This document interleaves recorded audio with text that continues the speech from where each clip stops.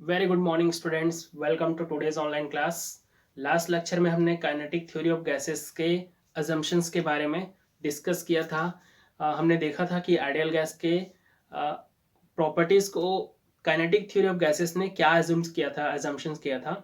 तो हम वही देखेंगे कि जब आइडियल गैस किसी वेसल पर रखा जाता है, किसी वेसल में फिल किया जाता है, तो उस आइडियल गैस के मॉलिक्यूल्स के द्वारा उस वेसल के वॉल पर, फॉर एग्जांपल ये वेसल है, वेसल में हमने गैस रखा हुआ है, फिल किया हुआ है।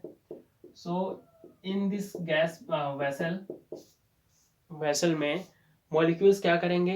According to kinetic theory of gases, gas के मॉलिक्यूल्स रैंडम मोशन करते हैं। रैंडम मोशन करने के बाद, कुछ डिस्टेंस ट्रेवल करने के बाद एक दूसरे से कोलिजन भी करते हैं। ये कोलिजन होता है elastic collision, means there is no loss of energy and no loss of momentum. Total momentum, total energy क्या होता है? कंजर्व होता है इलास्टिक कोलिजन में। ये कोलिजन इसके वॉल्स के साथ भी होगा, क्योंकि वॉल्स के आसपास भी मॉलिक्यूल्स होंगे जो रैंडम मोशन कर रहे हैं। वो मॉलिक्यूल्स वॉल से भी टकराएंगे और there will be elastic collision. Elastic collision होगा तो कुछ मॉलिक्यूल्स टकराने के बाद यहाँ से कुछ मोमेंटम उसको एक्सचेंज कर देंगे, वॉल्स को कुछ मोमेंटम दे देंगे और कुछ मोमेंटम लेके वो वापस रिवर्स बैक हो जाएंगे। इस तरीके से जितने पार्टिकल्स में टकराएंगे उसमें से कुछ मोमेंटम उसके वॉल को इम्पार्ट होगा और सभी वॉल्स में इस तरीके से मोमेंटम इम्पार्ट होगा। और इस मोमेंटम एक्सचेंज के कारण rate of change of momentum with time, time के साथ मोमेंटम के चेंज को हम क्या बोलते हैं? फोर्स करते हैं, फोर्स बोलते हैं। This is second law of motion, Newton second law of motion है। सो यहां से हम देखेंगे कि इस वेसल के वॉल्स पर कुछ प्रेशर एग्जर्ट होगा। फॉर एग्जाम्पल, बैलून को हम जब फुलाते हैं तो गैस अंदर जब हम फिल करते जाते हैं तो बैलून क्या होते जाता है? बड़ा होते जाता है, या उसका वॉल्यूम इंक्रीज होते जाता है। वॉल्यूम इंक्रीज होगा तो अंदर का जो प्रेशर है उसमें भी चेंज आएगा। मतलब हम देखेंगे कि वो अंदर के जो गैस मॉलिक्यूल्स हैं वो बैलून के मतलब उसके वॉल्स पर, बैलून को हम ऐसे इस तरीके से फुलाते जाते हैं। जितना ज्यादा हम इस पर एयर मॉलिक्यूल्स डालते जाएंगे वो इसके वॉल्स पर क्या करेंगे? प्रेशर एक्सर्ट करेंगे और इसके कारण क्या होगा? इसका वॉल्यूम इंक्रीज होते जाता है। So this is pressure of A gas. यहां पर हम आइडियल गैस की बात करेंगे। So let us see how it is. हम कंसिडर करते हैं एक क्यूब विथ लेंथ एल। ये हमने एक क्यूब कंसिडर कर लिया with length L, and that will be the, this is X Y and, इस तरीके से बनाते हैं इसको।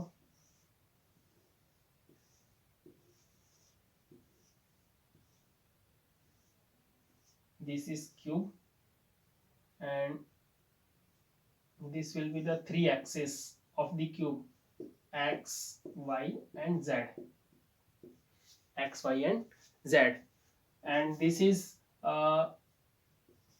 length l, cube of length l। तो सरफेस एरिया, इसका एक फेस का सरफेस एरिया क्या हो जाएगा? a is equal to L square के बराबर। अब हम ये जो क्यूब कंसिडर किए हैं इसमें हमने आइडियल गैस फिल कर दिया है। अब ये कंसिडर करते हैं कि वो आइडियल गैस रैंडम मोशन में मूव कर रहे हैं। मींस एक मॉलिक्यूल अगर हम कंसिडर करते हैं तो वो एक मॉलिक्यूल किसी भी डायरेक्शन में मूव कर सकता है। यहाँ पर एक गैस मॉलिक्यूल है, वो इस डायरेक्शन में, इस डायरेक्शन में, इस डायरेक्शन में, किसी भी डायरेक्शन में मूव कर सकता है। सो हम कंसिडर करते हैं कि मान लेते हैं कि जो वो गैस मॉलिक्यूल है उसका जो वेलोसिटी का कंपोनेंट है, वेलोसिटी का कंपोनेंट है एक्स, वाई और जेड डायरेक्शन में। Molecule of mass small m is velocity of molecule of a mass m in 3 axes are vx, vy and vz. हमने तीनों एक्सिस पर vx, vy and vz consider किया है. Since तीनों direction में इसका velocity vx, vy and vz है. कुछ डिस्टेंस ट्रेवल करने के बाद किसी दूसरे मॉलिक्यूल के साथ क्या करेंगे, कोलिजन करेंगे. अब हम उसको कंसिडर ना करके ये कंसिडर करते हैं कि ये मॉलिक्यूल्स जाके उस वॉल पर, मान लेते हैं कि ये फेस वाई एक्स पर, वाई जेड पर, this is face Y Z, Y Z पर जाके क्या करेंगे, हिट करेंगे. सो मोमेंटम ऑफ या initial momentum of a molecule, अगर हम एक मॉलिक्यूल को कंसिडर करके उस मॉलिक्यूल को Y Z direction, Y Z plane पर हिट करा रहे हैं, तो पहले initial component V X, V Y and V Z था. But for the Z Y Z plane के लिए V Y and V Z component क्या होगा, कांस्टेंट होगा. और वी एक्स क्या होगा, इस तरीके से एक्स के डायरेक्शन में मूव कर रहा है. So initial momentum will be M V X plus V Y plus V Z. This will be the momentum, initial momentum of that particle moving in yz direction. yz के plane के direction में move करेगा, उसका momentum इतना होगा. After hitting, जब ये heat करेगा और जस्ट अपने रिवर्स बैक, जस्ट टकराने के बाद, क्योंकि जो कोलिजन होता है वो इलास्टिक कोलिजन होता है, और टकराने के बाद अपने सेम वेलोसिटी के साथ अपने जस्ट अपोजिट डायरेक्शन में मूव करना स्टार्ट करेगा. तो अपने अपोजिट डायरेक्शन में मूव करना स्टार्ट करेगा तो उसकी वेलोसिटी जो एक्स कंपोनेंट है वो चेंज होगी, Y and Z component change नहीं होगी. तो यहां से क्या हो जाएगा, after hitting momentum will be minus, हम यहाँ पर वेलोसिटी को ही कंसिडर कर लेते हैं. Velocity will be minus V X, V Y and V Z. यहाँ पर देख रहे हैं कि y और z कंपोनेंट चेंज नहीं हो रहा है, क्योंकि this is parallel to the velocity of that molecule is parallel to x axis. x axis के पैरेलल है, इसलिए z और y कंपोनेंट्स क्या होंगे, कांस्टेंट होंगे. सो इस तरीके से ये वेलोसिटी हो गया आफ्टर कोलिजन या after hitting the wall. So momentum will be, अब चूंकि Vx कांस्टेंट है, Vy और Vz कांस्टेंट है, तो इसको हम कंसिडर नहीं करते हैं. तो ये हो जाएगा मोमेंटम माइनस एम Vx. हमने माइनस इसलिए लिया है क्योंकि वेलोसिटी होता है, ये एक वेक्टर क्वांटिटी होता है एंड इसका डायरेक्शन होता है. So we have to consider sign also, क्योंकि reverse back just opposite direction में हो रहा है. Change in momentum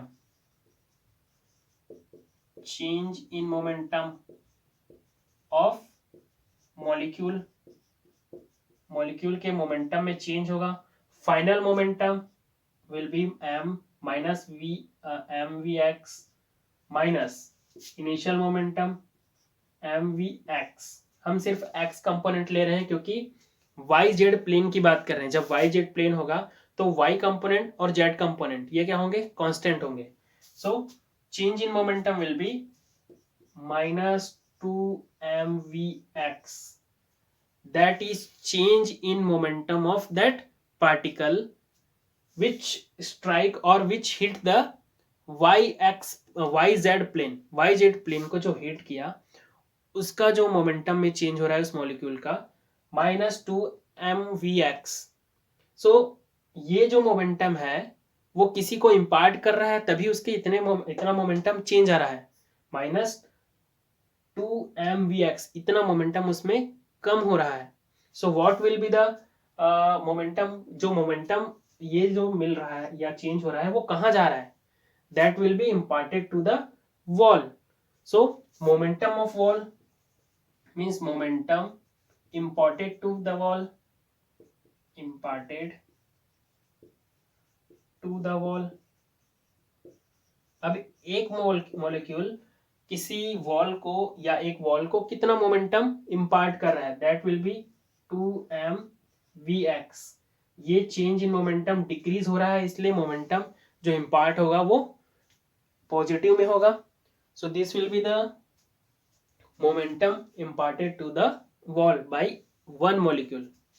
Now for time interval, small time interval लेते हैं. For small time interval del t, किसी टाइम इंटरवल del t पर लेते हैं, तो किसी del t पर एक मॉलिक्यूल यहाँ पर से डिस्टेंस ट्रेवल करके यहाँ पर जाके हिट करेगा. तो वो मैक्सिमम डिस्टेंस जहां से टाइम टी पर कोई मॉलिक्यूल जाके हिट करेगा वो कितना हो जाएगा, मीन्स जितना मैक्सिमम डिस्टेंस पर से जितने मॉलिक्यूल होंगे यहाँ पर उतने मॉलिक्यूल इस टाइम इंटरवल टी पर जाके इसको हिट कर सकते हैं. So that distance will be maximum distance will be Vx into del t. अब यहां से इस तरीके से जितने डिस्टेंस पर हैं ये मॉलिक्यूल्स जाके इसके इस साइड के जितने मॉलिक्यूल्स हैं वो उस टाइम इंटरवल del t पर जाके इस YZ प्लेन को क्या करेंगे, हिट करेंगे. सो मान लेते हैं कि ये जितने वॉल्यूम पर ये मॉलिक्यूल्स प्रेजेंट हैं तो उसका वॉल्यूम कितना हो जाएगा, volume of the molecules that hit the plane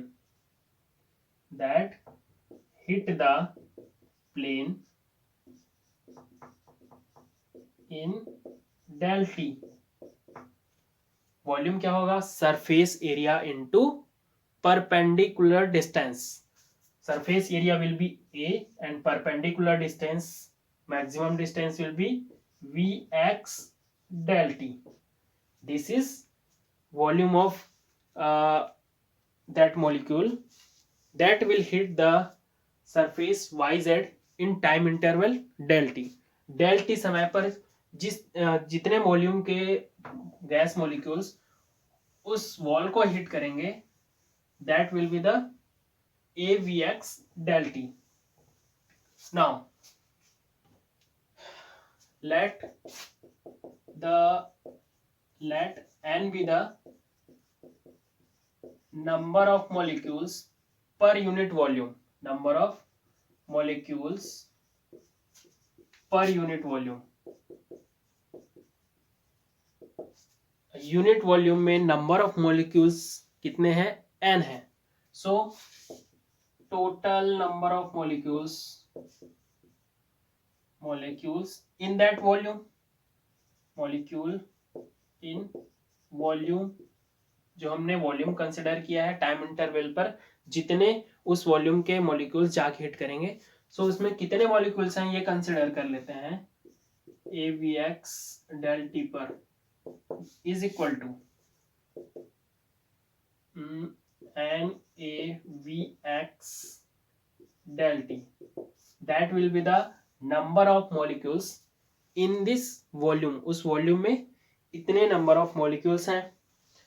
now अब इस वॉल्यूम में जितने मॉलिक्यूल्स हैं जरूरी तो नहीं सभी उसी वॉल को जाके हिट करें.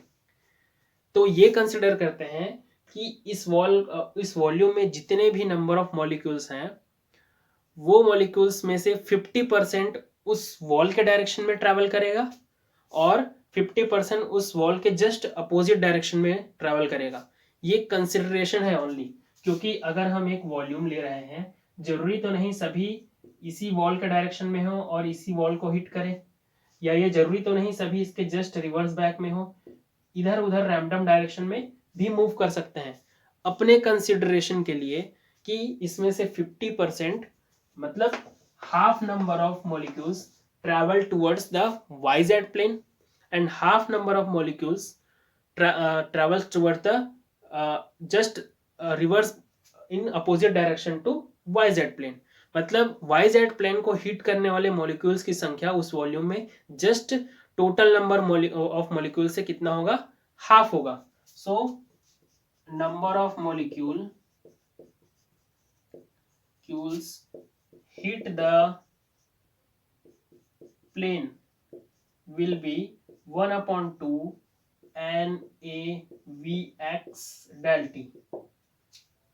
इतने मॉलिक्यूल्स उस वॉल को जाके क्या करेगा, हीट करेगा। So total momentum transfer by that molecule, इस मोमेंटम मतलब जितने मॉलिक्यूल्स उस वॉल को जाके हिट कर रहा है, उन सभी मॉलिक्यूल्स के द्वारा उस वॉल पर कितना मोमेंटम इंपार्ट करेगा। So total momentum imparted by these molecules is equal to, एक मॉलिक्यूल्स के द्वारा 2mvx मोमेंटम इंपार्ट हो रहा है। सो इन डेल टी टाइम इंटरवल में, तो एक मॉलिक्यूल के द्वारा 2mvx, इसको हम टोटल q से रिप्रेजेंट कर रहे हैं, into total number of molecules that will B 1/2 NaVx del t। this will be q is equal to 2 cancel out,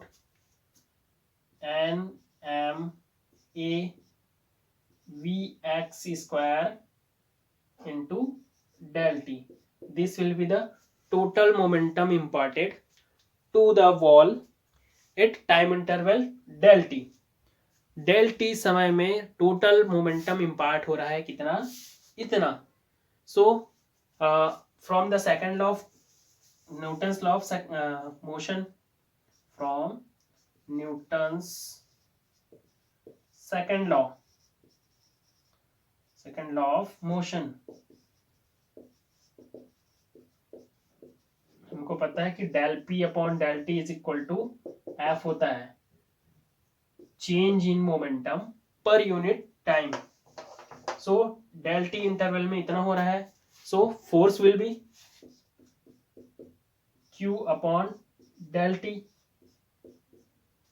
total momentum upon time interval, means unit time interval में कितना momentum change हो रहा है, that will be the force applied to the, या force exerted to the wall। so F will be NmAVx square del t upon del t। so del t will be cancel out, F will be NmAVx square। this will be the force applied by the force exerted by that molecules on the wall of vessel। now pressure is equal to force upon area। force is NmAVx square upon area A। उस x Y Z plane का जो surface area है वो A है। so pressure will be represented by P NmAVx square। this will be the pressure exerted on the wall। अब यहाँ पर हमारे पास एक कंपोनेंट है Vx स्क्वायर। हमने वॉल्यूम में जितने भी मॉलिक्यूल्स कंसिडर किया है, ये नहीं हो सकता कि सभी मॉलिक्यूल्स की वेलोसिटी Vx हो। मीन्स हम जितने नंबर ऑफ मॉलिक्यूल्स लिए हैं, हैविंग डिफरेंट वेलोसिटीज, कुछ डिफरेंट वेलोसिटीज हो सकते हैं, कुछ वेलोसिटीज कम हो सकते हैं, कुछ वेलोसिटीज ज़्यादा हो सकते हैं। सो हम कंसिडर करेंगे group of velocities, group of molecules of different velocities। so इसके लिए हम RMS वैल्यू निकालते हैं किसी भी मॉलिक्यूल्स के जितने भी वेलोसिटीज हैं उसका RMS वैल्यू निकालते हैं। तो यहाँ पर Vx square is given for एक मॉलिक्यूल के लिए। तो डिफरेंट डिफरेंट के लिए अगर हम कंसिडर करते हैं Vx1 square, Vx2 square, Vx3 square, इस तरीके से हम एन मॉलिक्यूल्स के लिए डिफरेंट डिफरेंट वेलोसिटीज कंसिडर कर सकते हैं। सो जो इसका एवरेज वैल्यू होता है, ये इसका RMS वैल्यू हम लेते हैं Vrms square is equal to under root Vx1 square, Vx2 square, Vx3 square up to Vxn square upon में n. This will be the average value of that velocity, different velocity distribution का जो हम mean value निकालते हैं. This is, so it can be written as P is equal to n m n m a v x v square का, यहाँ पर Vx लिख लेंगे, Vx बार का square. This will be the average velocity. अब ये हो गया आपके पर्टिकुलर एक्स कंपोनेंट के लिए या एक्स डायरेक्शन के लिए, but we have to calculate for the whole system in different direction. सभी डायरेक्शन में अगर हम कंसिडर कर लेते हैं कि ये जो आइडियल गैस है आइसोट्रॉपिक नेचर है. Isotropic means the motion of molecule have no preferred direction. ये मॉलिक्यूल्स का कोई एक पर्टिकुलर डायरेक्शन नहीं होगा, कंसिडरेशन नहीं होगा कि ये इसी डायरेक्शन में ही मूव करेंगे मैक्सिमम मॉलिक्यूल, ऐसा कोई कंसिडरेशन नहीं है. इसका रैंडम मोशन होता है, मीन्स किसी भी डायरेक्शन में हो सकता है. सो हम यहाँ पर Vx बार का square is equal to Vy square का मीन या Vz स्क्वायर का मीन, इस तरीके से तीनों डायरेक्शन में, तीनों एक्सिस में हम इसको इक्वलाइज कर सकते हैं.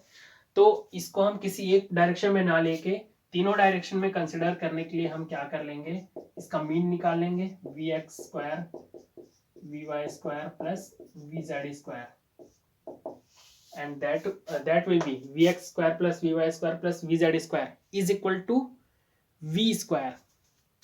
हमने वेक्टर एडिशन में देखा था. वेक्टर एडिशन में क्या होता है, तीनों डायरेक्शन का वेलोसिटी है जब ऐड होता है, that will be is equal to V x square plus y square plus z square is equal to r square. ये होता है r is equal to under root, इस तरीके से होता है. So this will be equal to v bar का square या v स्क्वायर का bar. So from this it can be written as n m a v square bar, v square bar 1/3 v square bar, or p is equal to 1/3 n m a v square bar. This is expression for pressure in ideal gas when it kept in the vessel and pressure exerted by the ideal gas in the wall of that vessel. जिस vessel में रखा हुआ है उसके wall पर जितना pressure लगाएगा, this will be the expression for that pressure. So यहाँ पर हम देखेंगे कि n is number of molecules in unit volume. आपको रेफरेंस बुक में हो सकता है कि अलग एक्सप्रेशन मिले. सो हम यहां से देखते हैं m is mass of a molecule. अब एक यूनिट वॉल्यूम में नंबर ऑफ मॉलिक्यूल्स कितने हैं, n है, and m is the mass of that one molecule. एक मॉलिक्यूल का मास m एंड वो उन मॉलिक्यूल्स की संख्या n जो कि एक यूनिट वॉल्यूम में है. सो डेंसिटी विल बी, इसको हम ये भी बोलते हैं number density.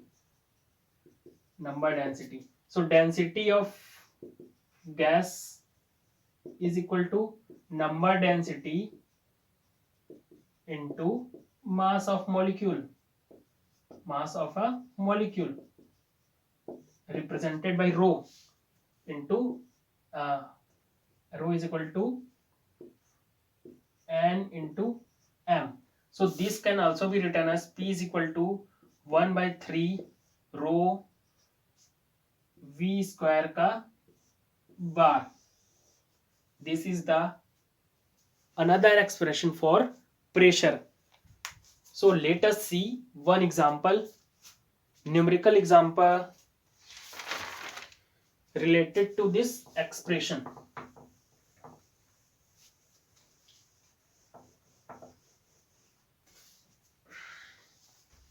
Calculate the root mean square velocity. Calculate the root mean square of the velocity. यहाँ पर पूछा वही गया है जो हमारे एक्सप्रेशन में था, p is equal to 1 by 3 rho v square का bar. This is RMS value of velocity. Root mean square, root mean square RMS V square को ही रूट मीन स्क्वायर बोलते हैं, या इसको हमने बार से रिप्रेजेंट किया है, that is root mean square. ये क्या इसका रूट मीन स्क्वायर क्या होता है, इसको मैं आपको नेक्स्ट लेक्चर में एक्सप्लेन करूंगा. But you have to see one this calculation. Square velocity of the molecule of hydrogen, of the hydrogen molecule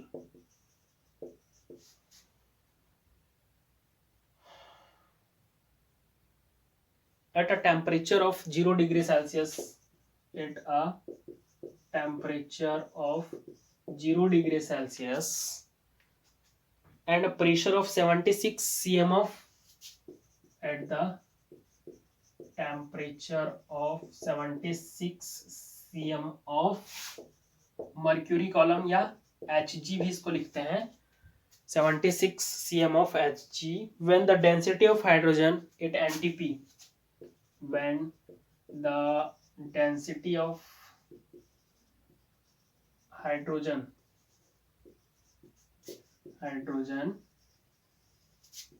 at NTP, at NTP, ये 76 नहीं दिख रहा होगा, यहाँ पर लिख देता हूँ 76 cm of Hg when the density of hydrogen at NTP is 0.00009 gram meter, sorry, centimeter raised to the power -3.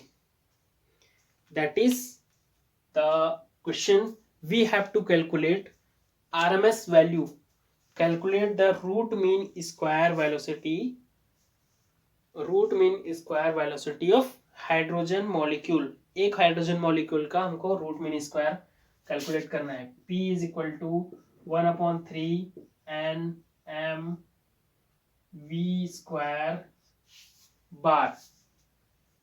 This can also be written as rho. So V square rho is bar is equal to 3P upon rho. Rho और P में confuse नहीं होना है. P is a pressure, rho is density. V is equal to under root, V bar is equal to under root 3P upon rho. So we have to calculate this V. This is RMS value. We have to calculate RMS value. So we have to know P and density. Density is given. We have to calculate pressure 76 cm of Hg. मैंने last lecture में इसको फिर से करवाया था. 76 centimetre में दिया है, means we have to multiply with 13.6 into, in this question we are going to do in this Dian unit. So 981 Dian. This is unit in CGS system. CGS system में जो फोर्स का unit होता है that is डायन. सो 981 डायन centimetre square inverse. डायन centimetre square inverse. So this will be the pressure for a hydrogen molecule at NTP. So density is given. Density is that rho is equal to 0.0009800098 gram centimeter raised to the power -3. So let us put the values. Vrms या V bar is equal to under root 3 into that is the pressure 76 into 113.6 into 981 and rho will be 0.00009. After calculation, the unit of the velocity will be, because it is in centimeter, gram, dan, all these units are in CGS system. CGS system मतलब एक तो SI system होता है SI and second is CGS. CGS में CGS means centimetre, gram, second. इसको MKS system भी कहा जाता है. MKS मतलब metre, kilogram and second. This is centimetre, gram and second. So VRMS will be after calculation. This will be 1.838. आप लोग solve करके देखेंगे. into 10 raised to the power 5, and because this is velocity, so what will be the unit of velocity? Centimeter per second. So this will be the RMS value of velocity या root mean square velocity of the molecule of hydrogen gas.